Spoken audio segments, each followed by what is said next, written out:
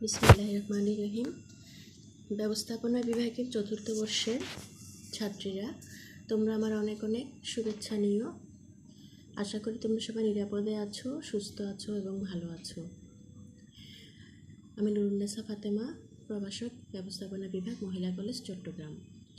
আজ আমরা প্রকল্প ব্যবস্থাপনার মূলধন বাজেটিংয়ের দুটি অঙ্ক নিয়ে আলোচনা করব। এর আগের ক্লাসে তোমরা মূলধন বাজেটিংয়ের থিওরি নিয়ে পড়েছো এবং আমরা জানি মূলধন বাজেটিং মানে কি, যেখানে এটা একটা পরিকল্পনা মূলত, যাতে কোন প্রকল্পটি নির্বাচন করা হবে সেই সিদ্ধান্ত নেওয়া হয় এবং যে প্রকল্পে সর্বাধিক বিনিয়োগ পাওয়া যাবে বা কম সময়ে বা ঝুঁকি কম, বিভিন্ন দৃষ্টিকোণ থেকে যে প্রকল্পটি লাভজনক সেই প্রকল্পটি বেছে নেওয়ার পরিকল্পনা বা কৌশলটি হচ্ছে মূলধন বাজেটিং। এর দুটি পদ্ধতি ছিল, একটা ছিল সনাতন পদ্ধতি আর একটা বর্তমান মূল্য পরিশোধ পদ্ধতি।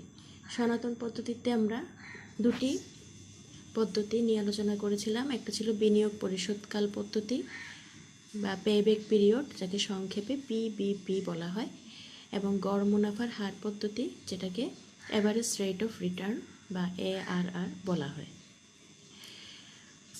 তো আসো আমরা অঙ্কে যাই। প্রথমে আসো পেব্যাক পিরিয়ড। পেব্যাক পিরিয়ডের অর্থ হচ্ছে প্রাথমিক বিনিয়োগ কত কম সময়ের মধ্যে পুনরুদ্ধার করা যাবে, অর্থাৎ প্রাথমিক বিনিয়োগের আন্তঃপ্রবাহটি বিনিয়োগ থেকে প্রাপ্ত আন্তঃপ্রবাহটি প্রাথমিক বিনিয়োগের সমান হতে কত সময় লাগে। এবং দুটি প্রকল্পের মধ্যে সিদ্ধান্ত নিলে যেটার পেব্যাক পিরিয়ড কম হবে সেটাই গ্রহণ করা হবে, কারণ এখানে কম সময়ে মূলধনটা ফেরত পাওয়া যাচ্ছে।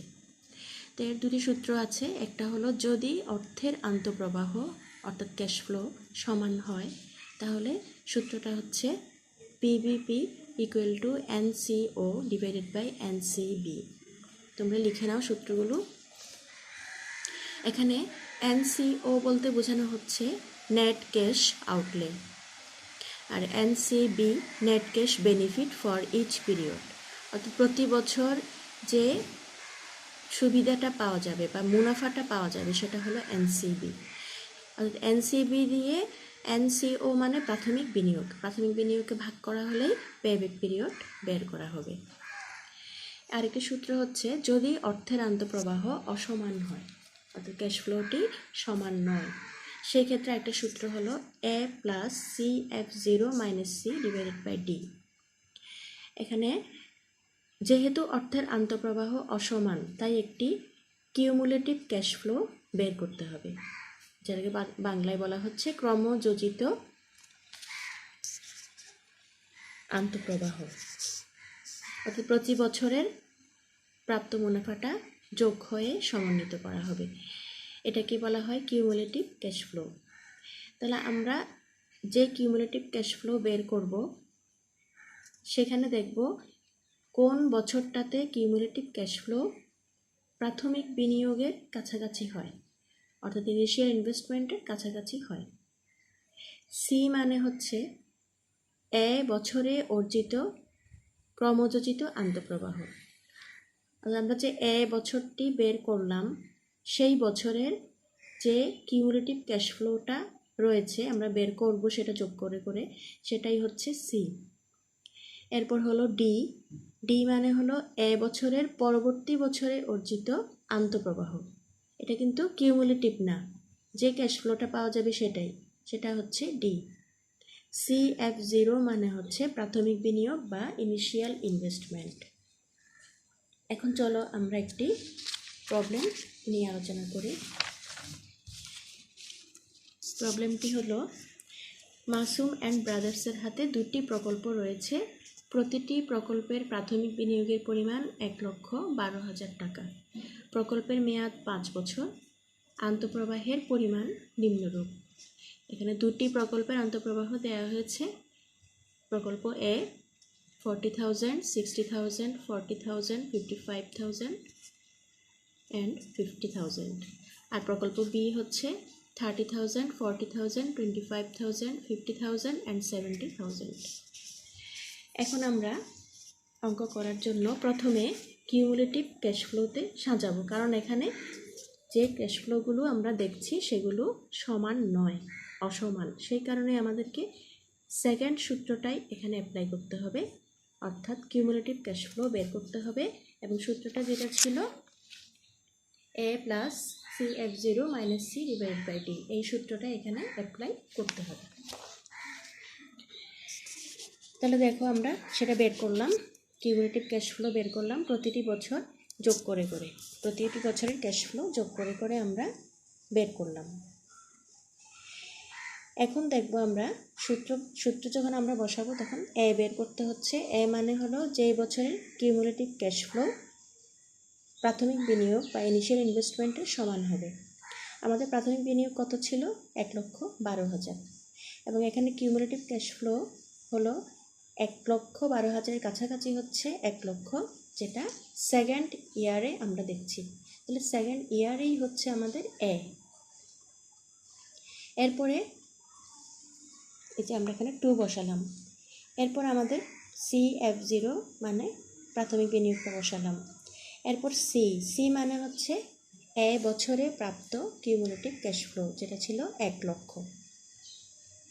তারপর বের করতে হচ্ছে ডি মানে হলো এ বছরের পরবর্তী বছরে প্রাপ্ত, অর্থাৎ তৃতীয় বছরে প্রাপ্ত ক্যাশ ফ্লো, এটা হলো 40,000। তাহলে আমরা 40,000 বসালাম এবং ক্যালকুলেট করে আমরা পেলাম 2.3 ইয়ার, 2.3 বছর। এটাই হচ্ছে পেব্যাক পিরিয়ড, অর্থাৎ আমরা 2 বছর 3 মাসে গিয়ে আমরা বিনিয়োগটা ফেরত পাব। প্রজেক্ট বি এর ক্ষেত্রে একইভাবে আমরা কিউমুলেটিভ ক্যাশ ফ্লো বের করেছি। দেখো কিউমুলেটিভ ক্যাশ ফ্লো বের করেছি প্রতি বছরে, এবং এখানে এ হলো 1,20,000-এর কাছাকাছি কোনটা? 95,000। তাহলে 95,000 মানে তৃতীয় বছরে প্রাপ্ত, তাহলে 3 হবে এখানে এ। দেখো তোমরা 3 হবে এ, এবং যথারীতি 1,12,000 হলো CF0। সি হচ্ছে এ বছরের প্রাপ্ত কিউমুলেটিভ ক্যাশ ফ্লো, যেটা হচ্ছে 95,000, এবং ডি হচ্ছে এর পরবর্তী বছরে প্রাপ্ত ক্যাশ ফ্লো, অর্থাৎ 50,000, এর পরবর্তী বছরে প্রাপ্ত ক্যাশ ফ্লো 50,000। এবং আমরা ক্যালকুলেট করে বের করলাম 3.34 ইয়ার, পেব্যাক পিরিয়ড হচ্ছে 3.34 ইয়ার। এবং আমরা এই দুটি প্রজেক্টের পেব্যাক পিরিয়ড পেলাম 2.3 প্রজেক্ট এ এর ক্ষেত্রে, প্রজেক্ট বি এর ক্ষেত্রে 3.34। তাহলে কোনটি গ্রহণযোগ্য? অবশ্যই যেটি কম সময়ে আমরা যখন বিনিয়োগ ফেরত পাবো সেটাকেই আমরা গ্রহণযোগ্য বলে বিবেচিত করব। তাহলে প্রজেক্ট এ হলো গ্রহণযোগ্য। এরপর আসুন আমরা আরেকটি এর পরবর্তী সূত্র নিয়ে আলোচনা করি, পদ্ধতি নিয়ে আলোচনা করি, এভারেজ রেট অফ রিটার্ন। এটার মানে কি? এটার মানে হচ্ছে যে মুনাফাটা পাওয়া যাবে সেটা শতকরা হার নির্ধারণ করে একটি রেট অফ রিটার্ন, অর্থাৎ মুনাফার হার বের করা, শতকরা হার নির্ধারণ করার মাধ্যমে একটি মুনাফা বের করা। এটা সূত্রটা হচ্ছে ARR equal to average net income after tax divided by average investment. অর্থাৎ আমাদের এখানে গড় বের করতে হচ্ছে, এবং গড়ের উপরেই আমরা শতকরা হারটা বের করব ইন্টু 100। এখন দেখো average net income after tax, কর পরবর্তী গড় মুনাফার হার, এটা আমরা কিভাবে বের করব? এটা সূত্র আছে আলাদা। নেট ইনকাম আফটার ট্যাক্সের সূত্রটা কি? এভারেজ নেট ইনকাম আফটার ট্যাক্সের সূত্রটি হচ্ছে total income after tax divided by life time. প্রত্যেকটি প্রকল্পের লাইফ টাইম দিয়ে আমরা টোটাল ইনকাম আফটার ট্যাক্স, কর পরবর্তী মোট মুনাফাকে ভাগ করলেই আমরা এভারেজটা বের করতে পারবো, average net income after tax বের করতে পারবো। এবার এভারেজ ইনভেস্টমেন্ট, অর্থাৎ এভারেজ ইনভেস্টমেন্ট দিয়ে যে আমরা ভাগ করছি, এই যে এভারেজ ইনভেস্টমেন্ট দিয়ে আমরা যে ভাগ করছি সেটা কীভাবে বের করব? সেটা যদি প্রশ্নে প্রকল্প শুরুর এবং শেষের বিনিয়োগ দেয়া থাকে তাহলে average investment equal to initial investment plus ending investment divided by 2। আর যদি প্রকল্প শুরুর বিনিয়োগ দেয়া থাকে, শুধুমাত্র শুরুর বিনিয়োগ বা প্রাথমিক বিনিয়োগ যেটাকে আমরা বলি সেটা দেয়া থাকে, তাহলে হবে average investment equal to initial investment বা ওপেনিং ইনভেস্টমেন্ট ডিভাইডেড বাই 2। যদি প্রকল্প শুরুর বিনিয়োগ এবং সেলভেজ ভ্যালু দেয়া থাকে, সেলভেজ ভ্যালু মানে কি? ভগ্নাবশেষ মূল্য। যদি সেলভেজ ভ্যালু সহ দেয়া থাকে তাহলে আমরা এভারেজ ইনভেস্টমেন্ট বের করব initial investment plus salvage value divided by 2। যদি প্রকল্প শুরুর বিনিয়োগ, চলতি মূলধন এবং সেলভেজ ভ্যালু বা ভগ্নাবশেষ মূল্য তিনটাই দেয়া থাকে তাহলে হবে average investment equal to net working capital plus initial investment plus salvage value divided by 2। ঠিক আছে, এখন আমরা একটি প্রবলেম সলিউশন করতে যাই। দেখো প্রবলেমে বলা হয়েছে তোমরা সবসময় অঙ্কটা ইংলিশে দেওয়ার চেষ্টা করবে। Madhumati company has 2 projects and their cash flow before tax are as follows. Project A 10,000, 15,000, 12,000, 20,000, 10,000 and Project B 12,000, 10,000, 15,000, 25,000, 5,000 এবং সেলভেজ ভ্যালু দেওয়া আছে প্রজেক্ট এ এর ক্ষেত্রে 5,000, প্রজেক্ট বি এর ক্ষেত্রে 2,500। আরও বলা হচ্ছে দ্য ইনিশিয়াল ইনভেস্টমেন্ট ইজ টাকা 50,000 and tax rate is 40%.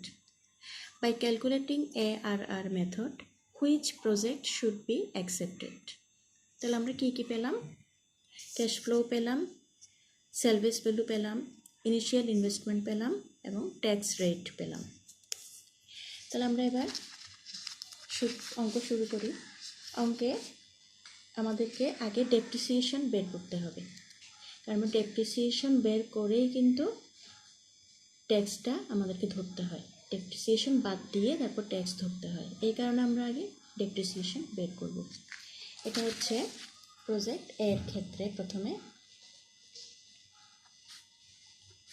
Project এর ক্ষেত্রে ডেপ্রিসিয়েশন হলো cost of project minus salvage value divided by duration of project, অর্থাৎ লাইফ টাইম। এখানে কস্ট অফ প্রজেক্ট মানে কি? কস্ট অফ প্রজেক্ট হচ্ছে আমাদের ইনিশিয়াল ইনভেস্টমেন্টটা, সেটা হলো 50,000 এবং প্রজেক্ট এর ক্ষেত্রে সেলভেজ ভ্যালু দেওয়া ছিল 5,000 এবং আমাদের লাইফ টাইম হচ্ছে 5। তাহলে আমরা পেলাম ডেপ্রিসিয়েশন ক্যালকুলেট করে পেলাম 9,000। এখন আসো আমরা একটি টেবিল সাজাই, calculation for earning after tax. Earning after tax, কারণ আমাদের সূত্রে বলা হয়েছে আর্নিং আফটার ট্যাক্সের এভারেজ বের করতে। এই জন্য আর্নিং আফটার ট্যাক্সটা আমরা কীভাবে বের করব? প্রথমে আমরা ইয়ারগুলো লিখলাম, ক্যাশ ফ্লোগুলো লিখলাম, এরপর আমরা ডেপ্রিসিয়েশনগুলো বাদ দেব। ডেপ্রিসিয়েশন বিয়োগ করে আমরা পাবো, দেখো এখানে বলা আছে 4 ইকুয়াল টু 3 মাইনাস 2, অর্থাৎ 2 মাইনাস 3 হবে, এটা আমার লিখতে ভুল হয়েছে, 2 মাইনাস 3, অর্থাৎ ক্যাশ ফ্লো থেকে ডেপ্রিসিয়েশনটা বাদ দেব। বাদ দিয়ে আমরা কি পাবো? ইবিটি মানে কি? Earning before tax. আমরা এখনও ট্যাক্স ধরিনি, ট্যাক্স ধরবো ডেপ্রিসিয়েশন বাদ দিয়ে। তো ডেপ্রিসিয়েশন বাদ দিয়ে আমরা আর্নিং বিফোর ট্যাক্স পাচ্ছি 1,000, 6,000 এটসেট্রা। এখন এর উপর আমরা 40% ট্যাক্স ধরব, যেটা আমাদের প্রশ্নে দেওয়া ছিল 40% ট্যাক্স রেট। তাহলে আমরা 40% ট্যাক্স ধরে পাচ্ছি, এই অ্যামাউন্টগুলো পাচ্ছি। ঠিক আছে। এরপরে আমরা আর্নিং আফটার ট্যাক্স এটা কীভাবে বের করব? আর্নিং বিফোর ট্যাক্স থেকে আমরা ট্যাক্স রেট যেগুলো বের করেছি সেই রেটগুলো বাদ দেব। বাদ দিয়ে আমরা কি পাচ্ছি? ট্যাক্স রেট ধরে সেটা বাদ দিয়ে আমরা আর্নিং আফটার ট্যাক্স পাচ্ছি এই অ্যামাউন্টগুলো। ঠিক আছে, এই অ্যামাউন্টগুলো পেলাম এবং সেটা যোগ করলাম। নেট ইনকাম আমরা যোগ করলাম 13,200, 13,200। এরপর আমরা ফর্মুলায় বসাই। ফর্মুলা ছিল কি? Average income divided by average investment into 100। তাহলে আমাদের এভারেজ ইনকাম কত? এভারেজ ইনকামের সূত্রটি ছিল total income after tax divided by life time. Total income after tax মানে কর পরবর্তী, মানে কি ট্যাক্স বাদ দিয়ে earning after tax, income after tax, সেটা হচ্ছে আমরা যে যোগটা বের করেছি 13,200 সেটা বসিয়ে দিলাম। লাইফ টাইম ছিল 5 বছর। তাহলে আমরা পেলাম 2,640। এবার আমরা বের করব এভারেজ ইনভেস্টমেন্ট। এভারেজ ইনভেস্টমেন্টের সূত্রটি ছিল, যেহেতু আমাদের শুধু সেলভেজ ভ্যালু দেওয়া ছিল আর প্রাথমিক বিনিয়োগ দেওয়া ছিল, তাহলে এই সূত্রটাই অ্যাপ্লিকেবল হবে। এটা আমরা অনেকগুলো সূত্র লিখলাম না, এখানে এই সূত্রটাই অ্যাপ্লিকেবল হবে। Initial investment plus salvage value divided by 2। তাহলে এই সূত্র বসিয়ে আমরা কি পাচ্ছি? 27,500। তারপর ARR এর সূত্র কি? Average income after tax divided by average investment কত পেলাম? 27,500। আর এভারেজ ইনকাম পেলাম আমরা 2,640। তাহলে এটার উপর পার্সেন্টেজ বের করলাম 9.6%। একই উপায়ে আমরা প্রজেক্ট বি এর ডেপ্রিসিয়েশন বের করব। এটা তোমরা নিজেরা অবশ্যই অঙ্কটি সলভ করবে এবং 5 বছরের ক্যাশ ফ্লো, সেখানেও আগের মতো ডেপ্রিসিয়েশন বাদ দিলাম। আর্নিং বিফোর ট্যাক্স পেলাম, এখানে শেষেরটি নেগেটিভ ফিগার এসেছে, মাইনাস ফিগার এসেছে। তারপর 40% ট্যাক্স ধরলাম এবং আর্নিং আফটার ট্যাক্স পেলাম এই অ্যামাউন্টগুলো, এবং সেটা টোটাল হচ্ছে 70,100। এটা হলো টোটাল নেট ইনকাম। একইভাবে আমরা এভারেজ ইনকাম পেলাম, এভারেজ ইনভেস্টমেন্ট পেলাম এবং সূত্রে বসিয়ে পেলাম 13.03%। ঠিক আছে, এখন দেখো কোন প্রজেক্টটি অ্যাকসেপ্টেবল। আমাদের প্রজেক্ট এর ARR ছিল 9.6% এবং প্রজেক্ট বি এর ARR হচ্ছে 13.03%। তাহলে এটা হলো কি? Average rate of return. তাহলে কি আমরা যে রিটার্নটা পাচ্ছি, অবশ্যই আমরা রিটার্ন যেটাতে বেশি পাবো সেই প্রকল্পটি গ্রহণ করব। তাহলে প্রজেক্ট বি ইজ অ্যাকসেপ্টেবল।